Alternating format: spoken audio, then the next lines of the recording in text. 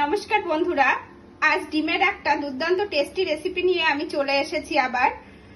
এটা গরম ভাতের সঙ্গে কিন্তু খেতে দুর্দান্ত লাগে। চলো দেখে নেওয়া যাক তাহলে কিভাবে এটা বানায়।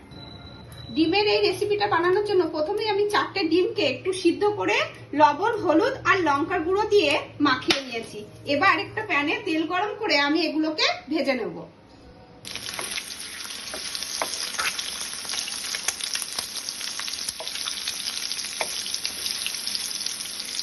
এবার ডিম ভাজা তেলে দিয়ে দেবো কিছুটা কালো জিরে, চেরা কাঁচা লঙ্কা আর পেঁয়াজ।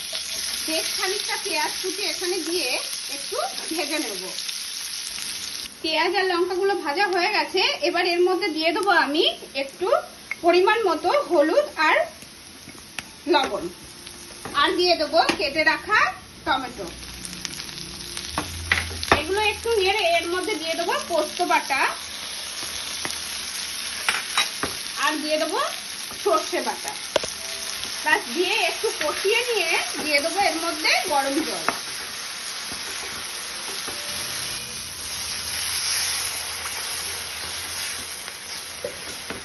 পেঁয়াজ আর টমেটো গুলো একটু নরম হয়ে এলেই আমি এর মধ্যে দিয়ে দেবো ভেজে রাখা ডিমগুলো,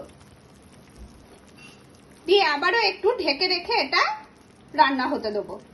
ব্যাস তাহলে রেডি হয়ে যাবে আমার এই সুন্দর ডিমের রেসিপি। আমার ডিম রান্না রেডি। এবার উপর থেকে দিয়ে দেবো একটু ধনেপাতা কুচি আর দিয়ে দেবো একটু কাঁচা সর্ষের তেল। ব্যাস এবার নামিয়ে নেবো।